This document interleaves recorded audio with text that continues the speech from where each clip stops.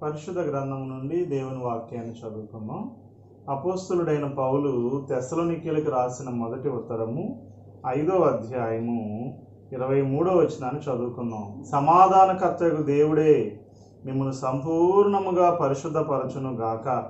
మీ ఆత్మయు జీవమును శరీరమును మన ప్రభువైన యేసుక్రీస్తు రాకడయందు నిందారహితముగాను సంపూర్ణముగాను ఉండునట్లు కాపాడబడును గాక. ఆమేన్. దేవుడి పరిశుద్ధ వాక్యము మన వెనుకల్లో దీవించి ఆశీర్వదించును గాక. ఆమేన్. చిన్న ప్రార్థన చేసుకుందాం, ఏకీభవించండి. పరలోకమందున మా తండ్రి, యేసుక్రీస్తు నామములో వందనాలు, స్తుతులు, స్తోత్రాలు చెల్లిస్తున్నాం. ఇచ్చిన వాక్య భాగాన్ని బట్టి స్తోత్రాలు తండ్రి. మరి 2 వీడియోస్లో కూడా తండ్రి నీ ఆత్మను గురించి తండ్రి ఆత్మ, ప్రాణము, శరీరమును గురించి మేము మాట్లాడి ఉండగా తండ్రి మరొకసారి ఈ వాక్య భాగము స్పష్టముగా అర్థమయ్యేటట్లుగా మీ ఆత్మ కార్యమును తండ్రి ప్రతి వ్యక్తి హృదయంలో జరిగించమని ప్రార్థిస్తున్నాను. తండ్రి మీ కృప కావాలి, తండ్రి మీ దయ కావాలి, మీ కనికరం కావాలి నాయన.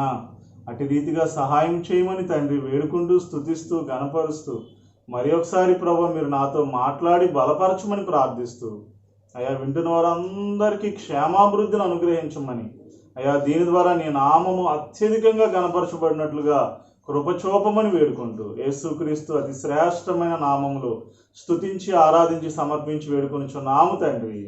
ఆమేన్. ఆమేన్. దేవదేవునికి వందనాలు చెల్లిస్తున్నాను. యేసుక్రీస్తు నామములో మీ అందరికీ ప్రభు అయినటువంటి యేసుక్రీస్తు నామములో వందనాలు చెల్లిస్తున్నాను. మరి దేవుని ప్రియులారా, దేవుని ప్రియమైనటువంటి సంగమా, దేవుని పిల్లలారా, మరి దేవుని యొక్క వాక్యము మరి ఎంత శ్రేష్టమైనదో మనందరం కూడా ఇప్పటికే చాలాసార్లు గుర్తెరిగి ఉంటాం. కాబట్టి పరిశుద్ధ గ్రంథము చదవటం ద్వారా మనకి అనేక సత్యాలు వెల్లడవుతూ ఉంటాయి. కాబట్టి దేవుని వాక్యమును గుర్చినటువంటి జ్ఞానము, తెలివి, వివేచన ఎంతైనా మనకు అవసరమని మనం గుర్తెరిగి ఉన్నాం. కాబట్టి దేవుని ప్రియులారా, ఒక శ్రేష్టమైనటువంటి విషయాన్ని మీ ముందు గత 2 వీడియోస్లో కూడా ఉంచడం జరిగింది. కాబట్టి ఆత్మ, ప్రాణము, శరీరము, ఆత్మ, జీవము, శరీరము అనేవి మన ప్రభు అయినటువంటి యేసుక్రీస్తు రాకడయందు మరి అప్పటి వరకు కూడా అవి నిందారహితముగాను అదేవిధంగా సంపూర్ణముగాను ఉన్నట్లు కాపాడబడును గాక. ఆమేన్ అని మరి అపోస్తలుడైనటువంటి పౌలు తెస్సలోనికీయులకు రాస్తున్నాడు. కాబట్టి ఇక్కడ 3 ముఖ్యమైనటువంటి భాగాలు మానవుడు కలిగి ఉన్నాడని మనం నేర్చుకున్నాం. కానీ చాలామంది హైందవ సహోదరులు ప్రాణాత్మల్ని విభజించడం కష్టమని, ఆ 2 ఒకటే అని, ఈరోజు క్రైస్తవులు కూడా చాలామంది ప్రాణము, ఆత్మ ఒక్కటేనని అనుకుంటూ ఉంటారు.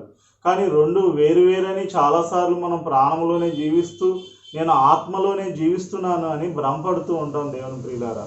కాబట్టి ఈ ఆత్మని, ప్రాణాన్ని వేరు చేసేది దేవుని యొక్క వాక్య భాగమని హెబ్రీ పత్రిక 4వ అధ్యాయం 12వ వచనంలో కూడా మనం నేర్చుకోవడం జరిగింది.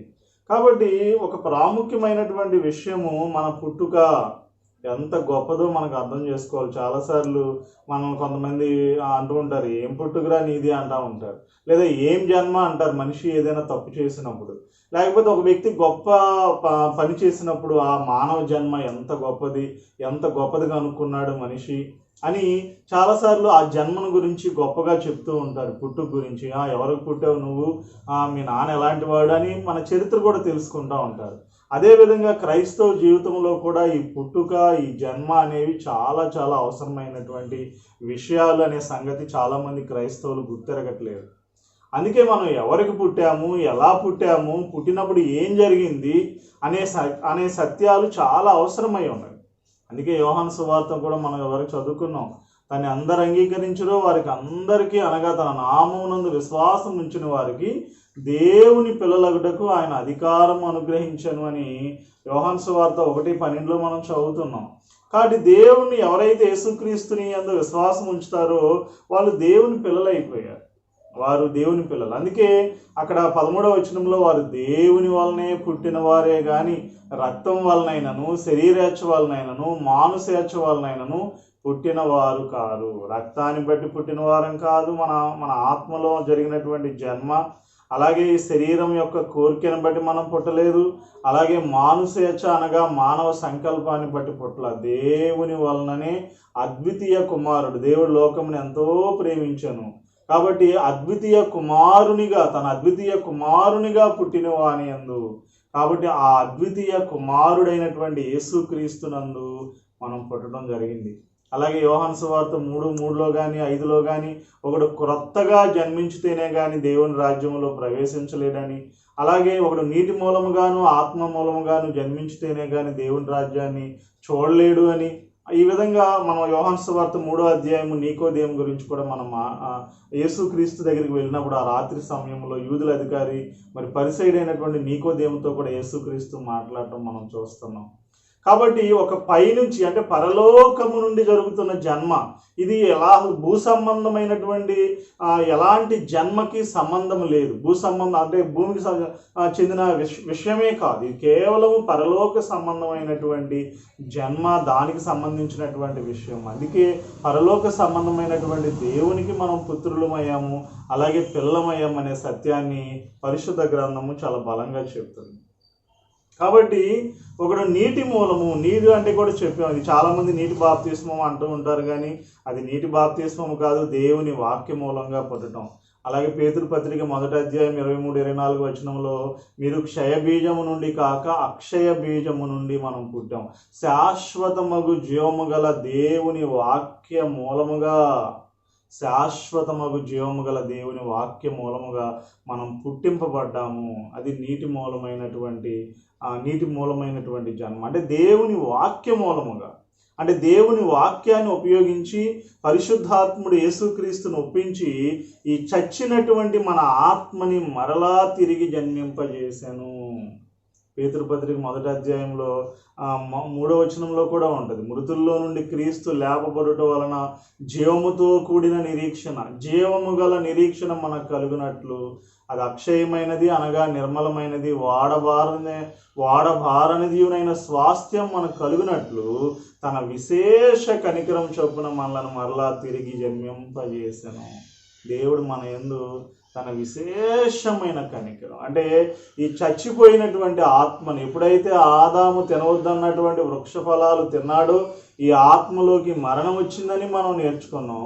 అలాగే ఈ జీవము కూడా, ఈ శరీరము, అలాగే ఈ జీవము కూడా పూర్తిగా మరి ఆరిపోయినటువంటి జీవముగా ఉన్నదని, ప్రాణం ఉన్నట్లుగా మనం చూసాం. అలాగే మన దేహము, మన అవయవాలు కూడా అపవిత్రపరచబడ్డాయి అనే విషయాన్ని కూడా మనం నేర్చుకున్నాం. కాబట్టి ఈ చచ్చిపోయినటువంటి ఆత్మని మరలా తన విశేష కనికరం చొప్పున మనలను మరలా తిరిగి జన్మింపజేశాను. కాబట్టి చచ్చినటువంటి ఆత్మ బ్రతికితేనే మరలా మన యొక్క ప్రాణము, అంధకారమైనటువంటి మన ప్రాణం వెలిగించబడుద్ది. అలాగే అపవిత్రపరచబడినటువంటి మన శరీరము మరలా పవిత్రపరచబడుతుంది. కాబట్టి తిరిగి విశేష కనికరం చొప్పున జన్మింపజేస్తాడు. అందుకే పేతురు 1 పేతురు పత్రికలో మనం దాకా చెప్పిన వాక్య భాగంలో, కాబట్టి ఇప్పుడు మీలో ఒక నిష్కపటమైన ప్రేమ కలుగుద్ది, ఎందుకంటే మీరు అలా పుట్టింపబడ్డారు కాబట్టి మీ మనస్సులను మీరు పవిత్రపరుచుకున్నప్పుడు, దేవుని సత్యానికి మీరు విధేయులైనప్పుడు ఒకరికొకడు హృదయపూర్వకముగాను మిక్కటముగాను మీరు ప్రేమించుకోగలరు. ఎందుకంటే అట్టి జన్మని మనం కలిగి ఉన్నాము. ఆ జన్మలో నుండే ప్రేమ వస్తుంది, ఆ జన్మలో నుండే పరిశుద్ధత వస్తుంది, ఆ జన్మలో నుండే నీతి బయటకు వస్తుంది, ఆ జన్మలో నుండే ఆత్మ ఫలము, నీతి ఫలము, వెలుగు ఫలము అన్నీ కూడా ఆ జన్మలో నుండే వస్తాయి. అంటే మనం పుట్టినప్పుడు మన చచ్చినటువంటి ఆత్మని దేవుడు తన విశేష కనికరం చొప్పున బ్రతికించాడు. అదే ఆత్మ మూలమైనటువంటి జన్మ. మరి అరణ్యములో మోషే సర్పమును ఎలాగెత్తునో అలాగే విశ్వసించు ప్రతివాడును నశింపక, అంటే ఆత్మలో ఇక మనం మరలా నశింపకుండా, అప్పటి వరకు నశించిపోయిన మన ఆత్మని నిత్య జీవం పొందినట్లు మనుష్య కుమారుడు ఎత్తబడవలెను. అటు యేసుక్రీస్తు శిలువ మీద శాపకరమైనటువంటి సర్పముగా మారినప్పుడు ఆయనలో ఉన్నటువంటి జీవాన్ని పరిశుద్ధాత్ముడు మనలోకి వచ్చి మనం క్రీస్తు నమ్మినప్పుడు మన ఆత్మలోకి అటు జీవాన్ని పోసి మనల్ని బ్రతికించాడు అనే సత్యాన్ని మనం నేర్చుకోవాలి. అందుకే విశేష కనికరం. తన ప్రియ కుమారుని ఆ సమయంలో విడనాడాడు. ఆయన రక్షించలేదు, ఆయన ఆర్తధ్వనిని వినలేదు. అందుకే కీర్తనాకారుడు 22వ కీర్తనలో మనం 11 నుంచి 15 చరణాలు చదివితే, అయ్యా నాకు దూరముగా ఉండము, సహాయం చేయువాడు ఎవడో కూడా లేడు, శ్రమ వచ్చి ఉన్నది, మరి వృషభములు అనేకములు నన్ను చుట్టుకుని ఉన్నవి, బాషాను దేశపు బలమైన వృషభములు నన్ను ఆవరించి ఉన్నవి, నేను నీళ్ల వలె పారబోయబడి ఉన్నాను, నా ఎముకలన్నీ స్థానం తప్పి ఉన్నవి, నా హృదయం అంతరంగమందు మైనం వలె కరిగిపోయి ఉన్నది అని ఈ విధంగా ప్రభు అయినటువంటి యేసుక్రీస్తు లోపల పడుతున్న ఆ వేదన, ఆ శ్రమలో మరి నిజంగా ఆ శాపగ్రస్తుడైనప్పుడు దేవుని వలన కలుగు జీవం నుండి ఆయన ఆత్మ వేరుపరచబడి తండ్రికి వేరైనప్పుడు, తండ్రి చేత వెన్నాడబడినప్పుడు మరి నిజంగా వృషభములు అంటే ఒక బలమైనటువంటి ఎద్దు, వృషభము అంటే గర్జించు సింహం వలె ఉండి వాళ్ళు మరి నోళ్ళు తెరుచున్నారు. మొత్తం చీకటి అంతా కూడా మరి అపవాది ప్రధానులు, అధికారులు, మరి దురాత్మ శక్తులన్నీ కూడా ఆయన ఆవరించి ఆయన మృంగడానికి ప్రయత్నిస్తూ ఉన్న పరిస్థితి ఎంత భయంకరమైనది. కాబట్టి అట్టి శాపగ్రస్తుడు అవటం వల్లనే మరి యేసుక్రీస్తు ఈరోజు ఆయన జీవాన్ని మనం పొందుకున్నాం. మన ఆత్మని దేవుడు బ్రతికించాడు. తన విశేషమైనటువంటి కనికరం చొప్పున శాశ్వతమగు జీవం గల దేవుని వాక్యం మూలముగా పరిశుద్ధాత్ముడు వచ్చి చచ్చినటువంటి మన ఆత్మని బ్రతికించాడు. అందుకే ఎఫెసీ పత్రిక 2వ అధ్యాయంలో మీ అపరాధముల చేతను పాపముల చేతను మీరు చచ్చిన వారు అనగా, ఇక్కడ చచ్చిపోవటం అంటే ఆత్మలో మనం చనిపోయిన వారమై ఉన్నాం, చచ్చిన వారం, ఇక బ్రతికే అవకాశమే లేదు. యేసుక్రీస్తు గనక శాపగ్రస్తుడు అవ్వకపోతే, యేసుక్రీస్తు గనక శిలువ మీద గనక ఎత్తబడకపోతే, మరి మ్రాను మీద గనక వేలాడదీయబడకపోతే, ఇక మనం ఎప్పుడు మన ఆత్మ నిత్య నరక నాశనంలోకి వెళ్ళిపోవాల్సినటువంటి పరిస్థితి. అటువంటి అపరాధాల చేత, పాపాల చేత మన ఆత్మ చచ్చిపోయి ఉన్నప్పుడు క్రీస్తుతో కూడా మన తండ్రి అయిన దేవుడు బ్రతికించాడు. దేవునికి స్తోత్రం, హల్లెలూయా. ఎంత గొప్ప వాక్యం అండి. ఆయన మిమ్మును క్రీస్తుతో కూడా బ్రతికించను. ఎందుకు బ్రతికించాడంటే మనం సత్క్రియలు చేయటానికి ఆయన పని చేశాడు పరిశుద్ధాత్ముని ద్వారా, పరలోకపు తండ్రి. అందుకే ఎఫెసీ పత్రిక 2వ అధ్యాయంలో ఏమని రాయబడింది దేవుని ప్రియులారా, మరియు 10వ వచనములో, వాటి యందు మనము నడుచుకొనవలెనని దేవుడు ముందుగా సిద్ధపరిచిన సత్క్రియలను చేయుటకై మనము క్రీస్తు యేసునందు సృష్టింపబడిన వారమై ఆయన చేసిన పనయను. మరొకసారి సృష్టించుకున్నాడు, నూతన సృష్టి కాగా ఎవడైనను క్రీస్తు నందున్న ఎడల వాడు నూతన సృష్టి, పాతవి గతించను, సమస్తము క్రొత్తవాయను. దేవుని వలననే కొత్తది. అంటే పాత అన్ని ఆత్మలో ఈ అపరాధాల చేత, పాపాల చేత చచ్చినటువంటి మన జీవితాలు అన్నీ కూడా గతించిపోయి సమస్తాన్ని కూడా ఆయన కొత్తగా చేసినట్లుగా మనం 2 కొరింథీ పత్రిక 5వ అధ్యాయం 17వ వచనంలో, కాగా ఎవడైనను క్రీస్తు నందున్న ఎడల వాడు నూతన సృష్టి, పాతవి గతించను, ఇదిగో క్రొత్తవాయను, సమస్తమును దేవుని వలనైనవి. మొత్తం కూడా దేవుడే మన ఆత్మని బ్రతికించాడు క్రీస్తు యొక్క పునరుద్ధాన జీవము చేత అనే సత్యాన్ని మనం గుర్తెరగాలి. ఒకప్పుడు ఈ వాక్య భాగాన్ని చదివినప్పుడు అసలు ఈ నూతన సృష్టి ఏంటి, పాతవి గతించిపోవడం ఏంటి అని నేను చాలాసార్లు ఆలోచిస్తూ ఉండేవాడిని. ఈ వాక్య భాగం అర్థం కాక అసలు ఈ సృష్టి ఎక్కడ జరిగింది, ఈ నూతన సృష్టి ఎక్కడ జరిగింది అంటే శరీరపరంగా ఆలోచించుకుంటూ ఉండేవాడిని. శరీరం అలాగే ఉంది కదా, మరి ఇదివరకు దేవుడేమో కాగా ఎవడైనను క్రీస్తునందున్న ఎడల వాడు నూతన సృష్టి, పాతవన్నీ కూడా గతించిపోయాను, ఇదిగో క్రొత్తవాయను అని వాక్య భాగం చెప్తుంది. మరి నేను నా శరీరం పరంగానే నేను ఉంటున్నా, నా శరీర పరంగానే జీవిస్తున్నట్లుగా కనిపించేది. కానీ తర్వాత దేవుడు ఇచ్చినటువంటి కృప కొలది అది ఆత్మలో జరిగినటువంటి జన్మ. అది నీ శరీరంలో కానీ నీ ప్రాణంలో కానీ ఎలాంటి మార్పు జరగదు. నువ్వు యేసుక్రీస్తునందు పుట్టినప్పుడు నీ శరీరం ఉక్కు శరీరంగా మారదు, నీ మనసులో ఎలాంటి మార్పు ఉండదు. కేవలము ఆత్మలో జరిగినటువంటి జన్మ. ఎలా తెలుసుకుంటావు అంటే ఆత్మలో జరిగిన జన్మ. ఒకప్పుడు యేసుక్రీస్తు నమ్మక ముందు ఒక పంది ఏ విధంగా అయితే మురికాలంలోకి వెళ్ళిందో అందులోనే ఉంటుంది ఆ పంది, అందులోనే ఇష్టపడతా ఉంటుంది. కానీ నువ్వు ఆత్మ యందు జన్మించినప్పుడు, క్రీస్తు యేసునందు నువ్వు నూతన సృష్టిగా మార్చబడినప్పుడు, ఒక గొర్రె పిల్ల ఏ విధంగా అయితే మురికాలంలో పడినప్పటికీ కొంతసేపటికి మరలా అది బయటికి రావడానికి ఇష్టపడుతుంది. కాబట్టి నీ ఆత్మ బ్రతికించబడింది క్రీస్తుతో కూడా. ఆయన తన విశేష కనికరం చొప్పున నిన్ను జన్మింప చేశాడు అనడానికి ఇదే ఒక రుజువు. ఎందుకంటే అక్కడ ఎక్కువసేపు ఉండలేవు, ఆ మురికిలో లేదా పాపములో లేకపోతే ఆ మాటల్లో మనం ఎక్కువసేపు ఉండలేము. ఎందుకంటే మన మనస్సాక్షి వెలిగించబడింది కాబట్టి. మరి ఒక నేరారోపణ దోషారోపణ చేస్తూ ఉన్నప్పుడు మనం అక్కడ ఎక్కువసేపు ఉండలేము అనమాట. తొందరగా వచ్చి ప్రభువా నేను అక్కడ అక్కడ ఉండకూడదు, నేను అలా మాట్లాడి ఉండకూడదు, నేను ఆ తప్పు చేసి ఉండకూడదు అని మనం ప్రభు దగ్గర క్షమాపణ కొరకు వేడుకుంటాం. కాబట్టి నీ ఆత్మ అటు రీతిగా బ్రతికించబడింది అనే సత్యాన్ని మనం గుర్తెరగాలి. మనకు తెలియకుండానే మనం దేవుని ఆరాధన చేస్తాం, మనకు తెలియకుండానే ఒక్కొక్కసారి దేవుని జ్ఞానము గురించి ప్రవచనాత్మకంగా మాట్లాడుతూ ఉంటాం మన ఆత్మలో ఉన్నటువంటి అంతర్జ్ఞానాన్ని బట్టి. కాబట్టి అంతర్జ్ఞానము, మనస్సాక్షి, అలాగే ఆరాధన పరిశుద్ధ ఆత్మ మూలమైనటువంటి గొప్ప జన్మ. కాబట్టి దేవుని క్రీడ, దేవుని సంగమా, నీ జన్మ, నీ పుట్టుక ఎంత గొప్పది. యాకోబు పత్రిక 1:18 కూడా వ్రాయబడినట్లుగా తాను సృష్టింపబడిన వాటిలో మనము ప్రథమ ఫలముగా ఉండునట్లు సత్యవాక్యము వలన తన సంకల్ప ప్రకారం కనెను అన్నాడండి. ఇది చాలా గొప్ప ప్రసవ వేదన. ఒక స్త్రీ బిడ్డను కన్నప్పుడు కంటే ఎన్నో కోట్ల రెట్ల వేదనతో మన తండ్రి అయిన దేవుడు, ప్రభు అయిన యేసుక్రీస్తు పరిశుద్ధాత్మ దేవుడు మనల్ని తన ఆత్మలో మరలా పోయినటువంటి ఆ స్వరూపాన్ని, ఆ పోలికతో మన ఆత్మని మరలా నూతనంగా సృష్టించుకున్నాడు. కాబట్టి ఈ సృష్టి అంతా కూడా మన ఆత్మలో ఉంది. ఇది శక్తి, దేవుని యొక్క శక్తి, మనం పునరుద్ధాన శక్తి.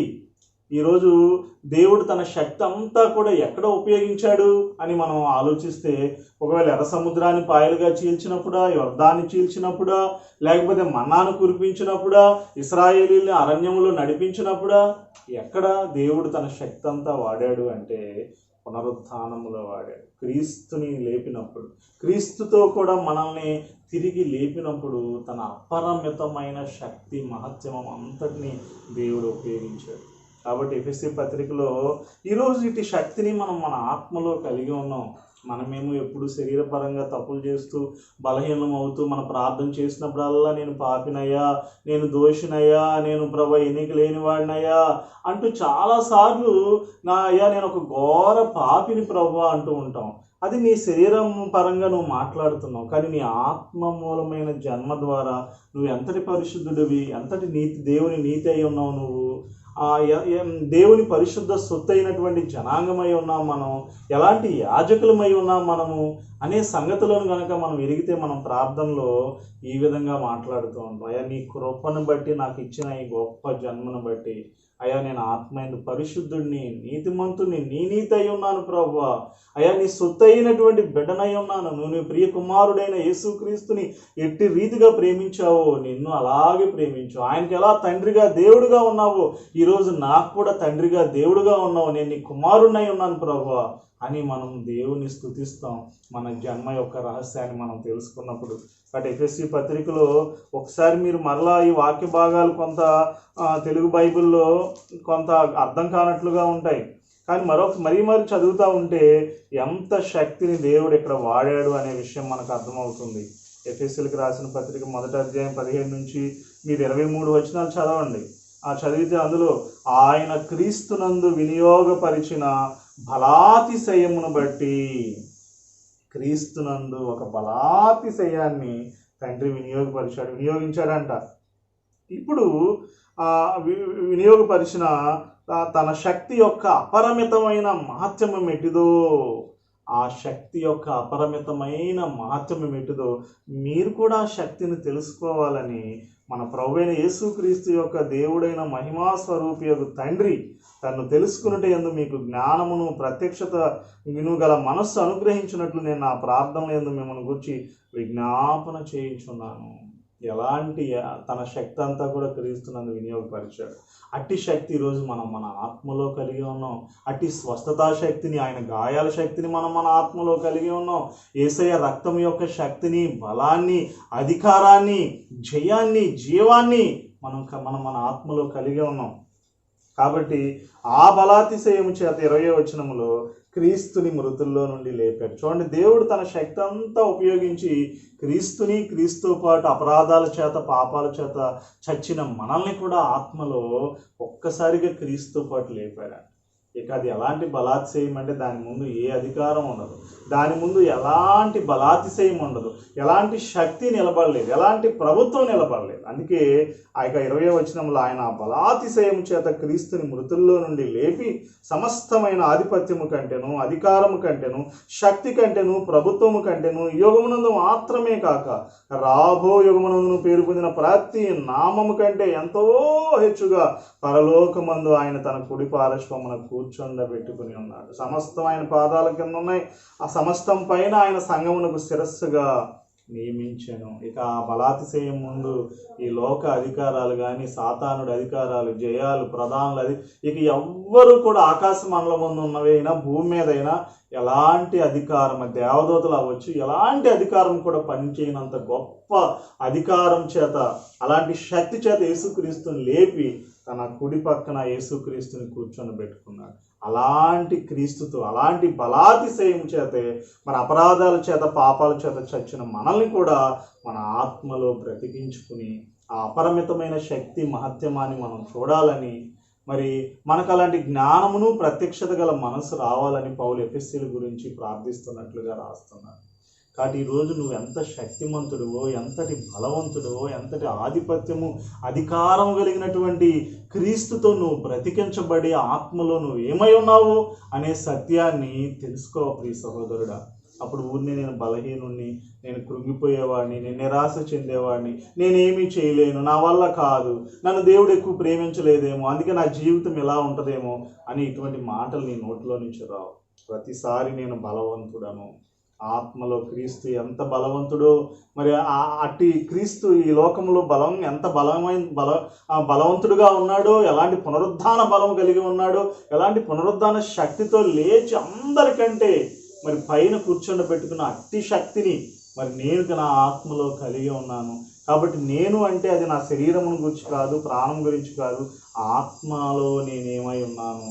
కాబట్టి ఇక్కడ రాయబడినట్లుగా ఇందాక మనం చదివినటువంటి వాక్య భాగంలో మనం యేసుక్రీస్తునందు సృష్టింపబడ్డాం. ఆత్మలో జరిగిన సృష్టి ఇది శరీరంతో ప్రాణముతో మనం ఆలోచించేది కాదు అని కూడా మనం అర్థం చేసుకున్నాం. శరీరానికి సంబంధించిన భౌతిక ఊనే తెలిసిపోద్ది ఏది జరిగినా కూడా. మనసులో కూడా అంతరంగ పురుషుడి లోపల కూడా మనకి మాటల ద్వారా అర్థమవుతూ ఉంటాడు, భావోద్రేకాల ద్వారా మనం వాటిని గుర్తించుకోవచ్చు.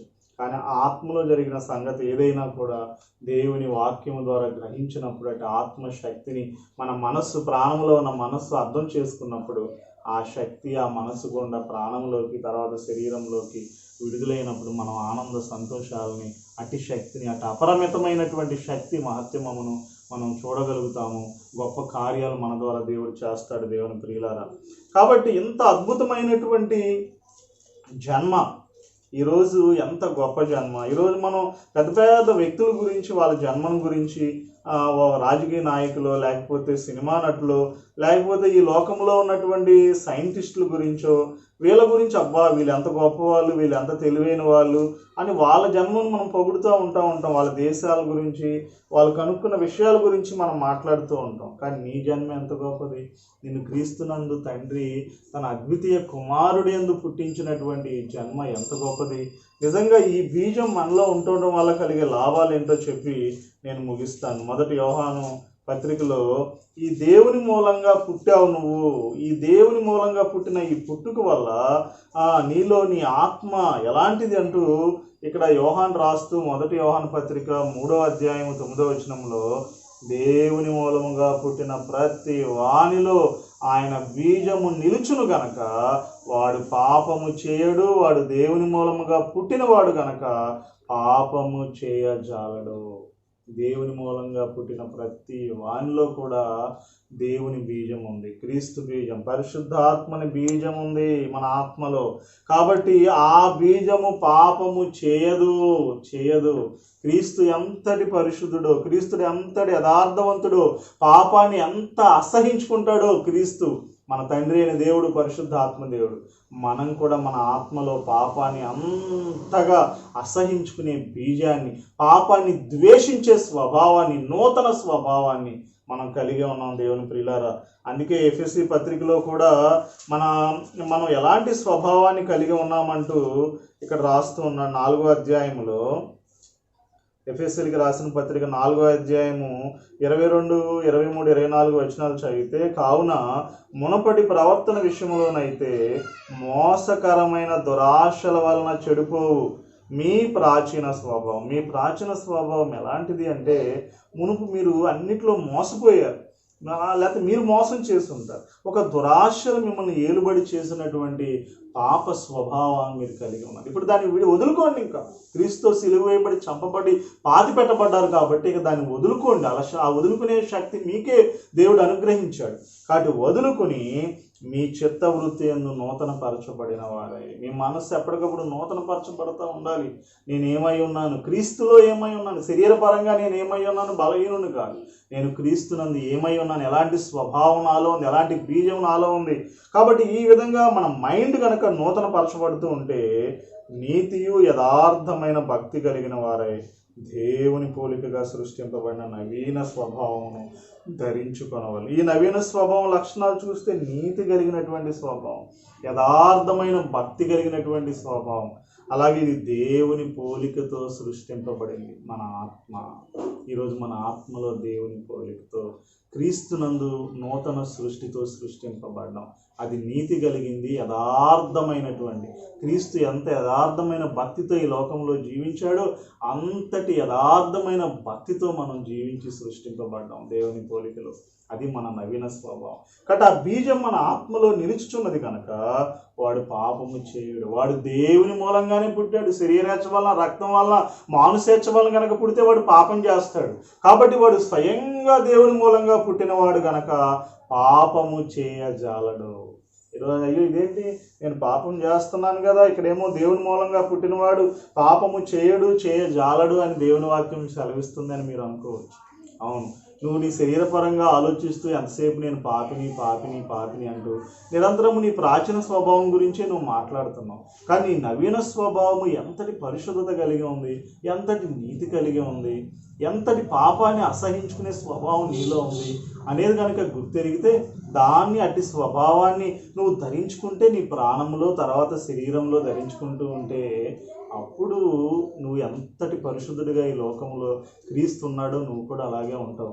అందుకే మీరు 1 యోహాను పత్రిక 4వ అధ్యాయం 17వ వచనంలో ఇక్కడ ఏలయనగా ఆయన ఎట్టివాడై ఉన్నాడో మనము కూడా ఈ లోకంలో అట్టివారిమై ఉన్నాము. 2వ భాగంలో ఆయన ఎట్టివాడో, క్రీస్తు ఎలాంటి వాడో అలాంటి ఆత్మలో మనం అట్టి బీజాన్ని కలిగి ఉన్నాం. కాబట్టి ఆయన ఎంతటి పరిశుద్ధుడో మనము అంతే పరిశుద్ధులం, అంతే నీతిమంతులం, అంతే యథార్థవంతులం, అంతే ప్రేమలో పరిపూర్ణంగా ఆ పరిపూర్ణమైన ప్రేమను కలిగి ఉన్నాం ఆత్మలో. కానీ దాన్ని మన మనస్సుని నూతన పరుచుకుంటూ అట్టి స్వభావాన్ని మనం ధరించుకుంటూ ఉంటే శిశువు ఏ విధంగా అయితే రోజు మరి కాళ్ళు కానీ, చేతులు కానీ, శరీర అవయవాలు కానీ, ఎముకలు కానీ, అన్ని కండరాలు కానీ ఎలా ఎదుగుతూ ఉంటాయో మనం కూడా అలా ధరించుకున్నప్పుడు ఆత్మలో మనం ఫలిస్తూ వర్ధిల్లుతూ ఉంటాం మన ఆత్మలో దేవుని ప్రియులారా. కాబట్టి ఒకటి, వాడు పాపము చేయడు, పాపము చేయజాలడని చెప్తున్నాం. అలాగే 2వ అధ్యాయం 29వ వచనంలో ఆయన నీతిమంతుడని మీరు ఎరిగి ఉన్న ఎడల నీతిని జరిగించు ప్రతి వాడును ఆయన మూలముగా పుట్టి ఉన్నాడని ఎరుగుదురు. నువ్వు దేవుని మూలంగా పుడితే నీతిని జరిగిస్తావు. ముందు నీకు అర్థం కావాలి, నా పుట్టుక ఏంటంటే నువ్వు దేవుని మూలంగా పుట్టావు, ఆత్మలో నూతన సృష్టివి, క్రీస్తునందు అద్వితీయ కుమారుడి యందు పరిశుద్ధాత్ముడి ద్వారా ఆయన జీవాన్ని పోశాడు. అది సమృద్ధి అయిన జీవం అని యోహాను సువార్త 10వ అధ్యాయంలో రాయబడి ఉంది. కాబట్టి నువ్వు నీతిని జరిగిస్తావు ఆయన మూలంగా పుట్టడం వలన. అలాగే 3వ వచనం రాస్తూ 4వ అధ్యాయం 7వ వచనంలో ప్రియులారా మనం ఒకరినొకడు ప్రేమించము, ఏలయనగా ప్రేమ దేవుని మూలంగా కలుగుచున్నది. నువ్వు దేవుని మూలంగా పుట్టావు కాబట్టి నీలో ఆత్మ సంబంధమైనటువంటి ప్రేమ వస్తూ ఉంటుంది బయటికి. నీకు అర్థం కావాలి, నీ మనసుని పవిత్రపరచుకోవాలి. సత్యానికి నువ్వు విధేయులైనప్పుడు అంటే వాక్యానికి నువ్వు వాస్తవం అని ఒప్పుకున్నప్పుడు మనం హృదయపూర్వకంగా మిక్కటంగా ప్రేమిస్తామని మరి ఇందాక మనం చదివినటువంటి మొదటి పేతురు పత్రికలో కూడా 22-23 వచనాల్లో మన మనస్సులను పవిత్రపరచుకున్నప్పుడు సత్యానికి విధేయులైనప్పుడు సహోదర ప్రేమ కలుగుద్ది. అందువల్ల ఆ ప్రేమను బట్టి ఒకరికొకడు హృదయపూర్వకంగా మెక్కటముగా అనగా గాఢముగా మీరు ప్రేమించుకోగలుగుతారు. మనం ప్రాణం గుండా కూడా ప్రేమిస్తాం. ఈరోజు యేసుక్రీస్తుని నమ్మని వాళ్ళు కూడా మరి ఇతర వాళ్ళ తల్లిదండ్రుల కొరకు ప్రాణం పెట్టిన వాళ్ళు, తల్లిదండ్రుల పిల్లల కొరకు ప్రాణం పెట్టిన వాళ్ళు, లేదా ఎవరో ప్రేమించుకున్న వారు, ఒకరికొకరు ప్రాణం పెట్టుకున్న వాళ్ళు భార్యాభర్తలు ఉన్నారు. కానీ ఇది ఆత్మ సంబంధమైనటువంటి ప్రేమ. ఇది దేవుని మూలంగా ఎవరైతే జన్మిస్తారో వాళ్ళకే అట్టి సహోదర ప్రేమ, హృదయపూర్వకమైన ప్రేమ, మిక్కటమైన ప్రేమ కలుగుతుంది. కాబట్టి ప్రేమ దేవుని మూలంగా కలుగుతున్నది. ఇది శరీరం మూలంగా, శరీరచ్చను బట్టి, రక్తాన్ని బట్టి, మానవ సంకల్పాన్ని బట్టి కలగదు. దేవుని నుండి పుట్టే ప్రేమ ఇది. కాబట్టి ప్రేమించు ప్రతివాడును దేవుని మూలంగా పుట్టినవాడే దేవుని ఎరుగును. దేవుడు ప్రేమాస్వరూపి. కాబట్టి ఎవరైతే దేవుని మూలంగా పుడతారో ఒకటి, రెండోది ఎవరైతే దేవుని ఎరుగుతారో వాళ్ళు ప్రేమించకుండా ఉండలేరు. కాబట్టి నువ్వు దేవుని మూలంగా పుట్టావనే సంగతి నువ్వు గుర్తెరగాల ఆత్మలో. రెండోది దేవుని స్వభావం ఎలాంటిది, నీ తండ్రి ఎటువాడు, నీ ప్రభువైన యేసుక్రీస్తు ఎటువాడు, నీ ఆత్మదేవుడు ఎటువాడు నువ్వు ఎరిగితే దేవుణ్ణి ఖచ్చితంగా ప్రేమకు కలుగుద్ది. ఆ ప్రేమలో నుండి నువ్వు సహోదర ప్రేమ, అందరినీ ప్రేమించే ప్రేమ, శత్రువులను ప్రేమించే ప్రేమ, హింసించే వారి కొరకు ప్రార్థించే ప్రేమ, ఖచ్చితంగా అటు ఆత్మ ఫలంలో ఉన్నటువంటి ప్రేమను మనం కలిగి ఉంటాం. అదేవిధంగా మూడో విషయం కూడా 4వ విషయం రాస్తూ 5:4లో 5వ అధ్యాయం 4వ వచనంలో దేవుని మూలంగా పుట్టిన వారందరూ లోకాన్ని జయించుదురు. దేవుని మూలంగా పుట్టితేనంట పైన పుట్టిన వారు అందరూ 4 వేస్తుంది. 4 అంటే మూల భాషలో పుట్టినదంతా. దేవుని మూలంగా పుట్టినప్పుడు నీ ఆత్మలో ఆ క్రీస్తు శక్తిని మనం కలిగి ఉన్నాం. కాబట్టి దేవుని మూలంగా పుట్టినదంతయు అంటే దేవుని మూలంగా మనం ఆత్మలో జన్మించినప్పుడు ఆ క్రీస్తు యొక్క శక్తి అంట ఈ శరీరాశను, నేత్రాశను, జీవపుడమం అనే లోకాన్ని జయించగలదంట. ఈరోజు చాలాసార్లు అమ్మో దేన్నైనా జయిస్తాను కానీ ఈ మూడింటిని జయించడం నా వల్ల కాదు. శరీరాశ, నేత్రాశ, జీవపుడమంలో మొదట ఆదాం పడిపోయాడు, కడపటి ఆదామైన క్రీస్తు జయించాడంటే ఆయన దేవుడు కాబట్టి జయించగలిగాడని అపవాది చాలామందిని మోసం చేస్తాడు. కాబట్టి ఆ జయించినటువంటి వ్యక్తి శక్తిని, స్వభావాన్ని, పోలికను నీవు నీ ఆత్మలో కలిగి ఉన్నావు. కాబట్టి ఆ పుట్టినదంతా కూడా లోకమును జయించుదురు, లోకమును జయించుదురు. లోకాన్ని జయించగలవని యోహాను తన అనుభవపూర్వకంగా నేను ఆ పుట్టుక గురించి ఆలోచించి ఆ శక్తి నేను ఆ బలాతిశయాన్ని నేను వినియోగిస్తున్నాను కాబట్టి నేను లోకాన్ని జయించాను కాబట్టి మీరు కూడా లోకమును జయించుదురు అని యోహాను ఇక్కడ రాస్తున్నాడు. మరి అదేవిధంగా మరలా కూడా చివరి అధ్యాయం 5వ అధ్యాయం 18వ వచనంలో దేవుని మూలంగా పుట్టి ఉన్నవాడు ఎవడనో పాపము చేయుడని ఎరుగుదము. దేవుని మూలంగా పుట్టినవాడు పాపం చేయడు.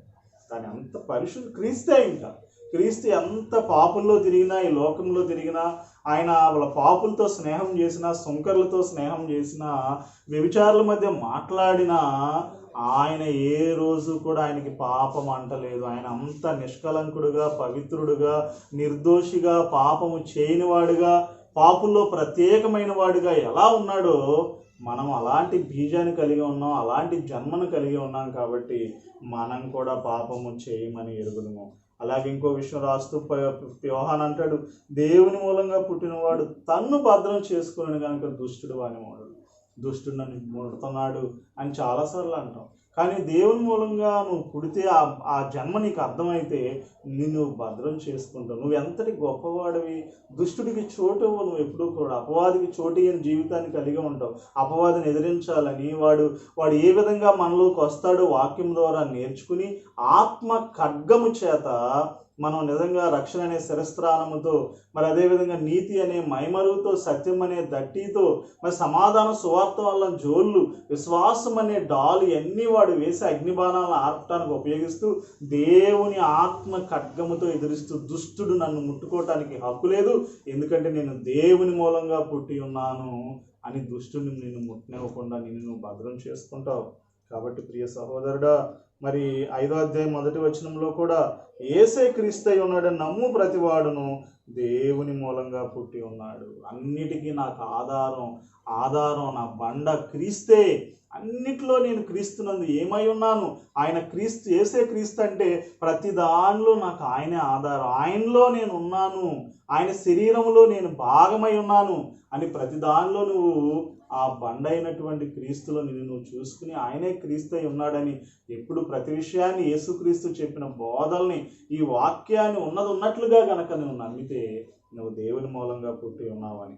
పుట్టించిన వాడిని ప్రేమించు ప్రతివాడును ఆయన మూలంగా పుట్టిన వాడిని ప్రేమించును. కాబట్టి పుట్టించిన వాడిని ప్రేమిస్తావు. ఎవరు పుట్టించారు? నీ తండ్రిని నువ్వు ప్రేమిస్తావు. నీ ప్రభువైన యేసుక్రీస్తుని, నీ పరిశుద్ధాత్మ దేవుని నువ్వు ప్రేమిస్తావు. కాబట్టి పుట్టించిన వాడిని, దేవుని మూలంగా పుట్టినవాడు ప్రేమిస్తాడు. అంతేకాదు, దేవుని మూలంగా ఎవరైతే పుట్టారో మన సహోదరులు, వాళ్ళను కూడా మనం ప్రేమించగలుగుతామంట, దేవుని మూలంగా పుట్టి ఉన్నవాడు. కాబట్టి పుట్టించిన వాడిని ప్రేమిస్తాం. ఆ ప్రేమించే ప్రతివాడు ఎవరైతే ఆయన మూలముగా, దేవుని మూలంగా పుట్టాడో వాళ్ళను కూడా మనం ద్వేషించలేం. వాళ్ళ గురించి చెడు మాటలు చెప్పుకోం, కొండాలు చెప్పుకోం, అబద్ధాలు కల్పించాం. వాళ్ళను కూడా మనం ప్రేమించగలుగుతాం. కాబట్టి దేవుని మూలముగా, ఆత్మ మూలముగా, అద్వితీయ కుమారుని యందు పుట్టిన ఈ జన్మ వలన, ఆయన బీజం మనలో ఉండటం వలన మనం పాపము చేయలేమని ఎరుగుదమంటున్నాం, నీతిని జరిగిస్తామంటాం, అలాగే హృదయపూర్వకంగా మిక్కటముగా ఒకరినొకరిని ప్రేమిస్తామంటాం, అలాగే మనం పుట్టించిన మన త్రియేక దేవుణ్ణి మనం ప్రేమించగలుగుతాం, అదేవిధంగా లోకాన్ని జయించగలుగుతాం, అలాగే దుష్టుడు మనల్ని ముట్టకుండా మనం భద్రం చేసుకోగలుగుతాం. కాబట్టి ప్రియ సహోదరుడా, ఆత్మలో నీ జన్మ యొక్క రహస్యాన్ని తెలుసుకున్నప్పుడు నువ్వు ఎంతటి గొప్పవాడువో, ఎంతటి శక్తిమంతుడివో, ఎలాంటి బలాతిశయము, పునరుద్ధాన శక్తి, మహత్యము నీ ఆత్మలో కలిగి ఉన్నదో నువ్వు గుర్తెరిగితే ఈ రోగాలు కానీ, నీ జీవితంలో ఉండే ఆర్థిక ఇబ్బందులు, ఇలాంటి వాటన్నిటినీ కూడా చిటికి వేసి నన్ను ఏమీ చేయలేవు అని నీవు ఆజ్ఞాపిస్తూ, సమస్త ఆధిపత్యము, అధికారము, శక్తి, ప్రభుత్వం కంటే గొప్ప శక్తి, పునరుద్ధాన బలాతిశయాన్ని నువ్వు కలిగి ఉన్నావు. ఈరోజు నీలో ఉన్న శక్తి ఏంటో గుర్తెరుగు, దాన్ని యేసుక్రీస్తు నామములో విడుదల చేయి. ఏవైనా కూడా మరి సమస్తము క్రీస్తు పాదాల కింద ఉన్నట్లుగా సమస్తము నీ పాదాల కింద ఉంటాయి. ప్రభు అటి కృప తండ్రి అయిన దేవుడు యేసుక్రీస్తునందు పరిశుద్ధాత్ముడి ద్వారా అనుగ్రహించునుగాక. ఆమేన్. దేవుడి వాక్యమును ఆశీర్వదించునుగాక. ఆమేన్. God bless you.